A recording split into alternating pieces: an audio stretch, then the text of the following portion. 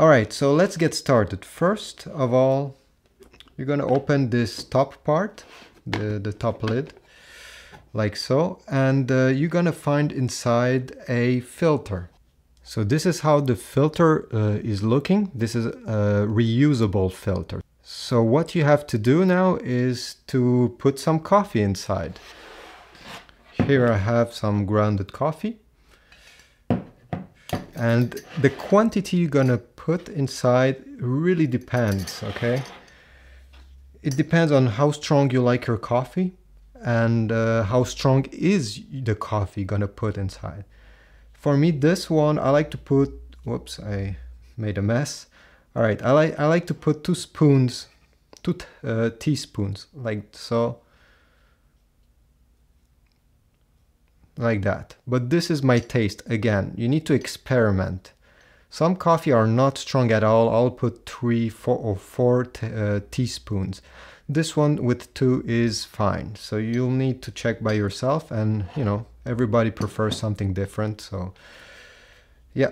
Now what you're gonna do with this is put it back inside. I'll show you with a better view. So what I'm doing now is putting it back. Here it has a small tab, as you can see, small plastic tab. Try to put it in this way towards the water reservoir, okay? And there's a small notch right over here where it should fall, so it doesn't move around. Again, many models will be maybe slightly different, but they all should have this little tab that keeps this filter in place. Now, what you're gonna do is take this, it should be swivelable, and put it towards the filter, all right? You don't want it to stay this way. Luckily, this coffee maker has a system that even if you keep it this way, once you put the lid back, it will push it so the water goes through the filter and not in the reservoir, okay?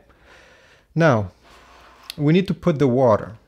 The water reservoir is located right over here. And to know how much water you should put, it's very easy. You see this little line? Well, this is the maximum water you can put inside this reservoir. Okay, so don't go above it. Go towards where the line is. It's okay if you go just above it like this. Nothing will happen really. I tried many times. Okay, so now we're done. What you have to do is to close the lid. Don't forget to put your favorite mug where it's supposed to go. This way. And let me plug it. Okay, it's plugged. All you have to do is turn this switch to on. This one has a small LED right here to know that it's powered on and working. Now all you have to do is wait. This one will take, I think, about 3 or 4 minutes to complete. And it doesn't have an automatic shut off option, so it will continue to be powered on until you switch it manually. How do you know when it's over? Well, it's when you're gonna see your water reservoir being empty. You'll also hear that the machine doesn't have enough water to shoot through the filter. And by the way, while it's finishing up, as you can see, there are many drips around. So the best thing to do is to put a towel around it. At least for this model, I think it's better so it doesn't splash over your counter. But I guess it depends on the machine. Okay, so now we're hearing it even more. There are bubbles right here, since it cannot suck more water, since the reservoir is going empty.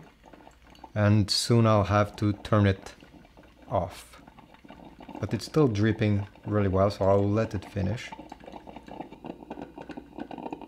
And usually I'll turn it off right now. So from now on, the best thing to do is just to let it drip. Another 5 minutes, I think, tops. It should end, and you can remove the cup, put milk, whatever sugars you want.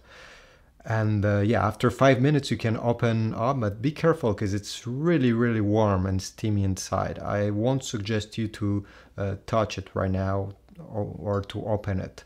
So after 5 or even 10-15 minutes, let it sit.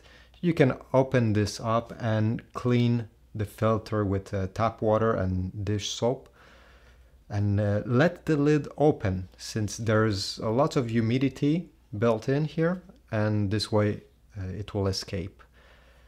Thanks for watching. I hope you learned something, and please subscribe and give me a like if this video was helpful.